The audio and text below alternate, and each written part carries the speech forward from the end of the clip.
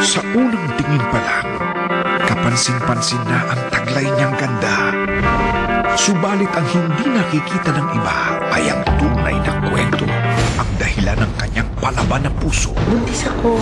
Arturo, sandali. Pagkakakwartahan mo lang pala ako. Hindi totoo yun, mahal kita, Arturo. Na hindi niyo po pwedeng palakihin ang anak niyo dito sa kulungan. Kaya kailangan niyo siyang isurrender sa amin. Pagkalabas ng nanay dito, kukunin na rin kita. Nawawala si Teresa! Ruby ang itatawag natin sa kanya. Director mo ko. Kasi ang buhay ko lang dahil sa'yo! Natikman niya ang kalupitan ng buhay. Nasubukan mo na ba yung mamalimos? Ay yung pulutin mo sa lupa yung kakainin mo. Hoy! Direktoro ko to ah! Ruby! Pangako, hindi Kaya sinumpa ko, hindi na yun mauulit sa akin. Una sa likod ng mapang-akit na alindog ay ang matinding pagnanasa sa kayamanan at karangyaan. May nakita ako sa mall, ang ganda ng bag na bongga. Bilhin natin yun ah. Pwede na kumain sa renta. Haling pa siya isang buwan na lang! Paano tayo? Saan tayo titira? Saan tayo matutulog? Ayoko na dito sa lugar na to. Sukang-suka na ako. Yung laptop ko! Ano ano ba? Sumakabay ako. Ano problema nyo? Bakit dahil pilay siya? Ako si Ruby. Mapanlinlang, Ang laki ng bahay nyo! Nakakatuwa naman yung kaibigan mo, Marisol. She's nice, no, Dad? Meron ka bang ibang mga friends? Meron.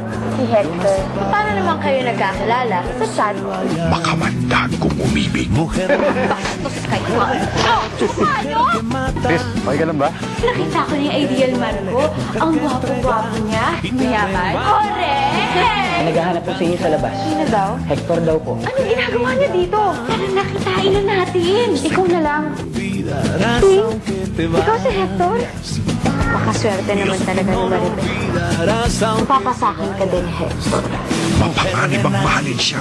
Yung akala ko hindi ka nadadating eh. Sinama ko na yung kaibigan kong doktor, si Alejandro. Nakita ko na rin ang taong maglalayo sa akin sa lugar na to. Dito ako nakatira, Ruby. Sa ik-60 taong selebrasyon ng Pinoy soap opera, for the first time in Philippine television, isang babae ang magpapaikot ng mundo mo. Ano nga ba ang mas mahalaga? Kayamanan na mag-aahon sa kanya sa kahirapan o pag-ibig na magpapasuko sa mabangis niyang puso? Nababaliw ka sa isang lalaki na nanliligaw sa best friend mo? Iba ka rin, Rubin. Manggagamit ang anak mo! Sobra na kayo, ha? Silvana! How dare you? How dare you rin po na awayin ang nanay ko? Sa tingin mo ba kasalanan ko na una ko nakilala si Hector kesa sa'yo? Hindi mo ba? Ayoko ng gulo. Tama mo ba? Tayo eh! Sé que no me olvidarás aunque te vaya. Ang Pinay Bida kontra Bida, Angelica Panganiban. Wala nang kukontra. Ako na. Ang bida. Ruby, ngayong Pebrero na sa Primetime Bida.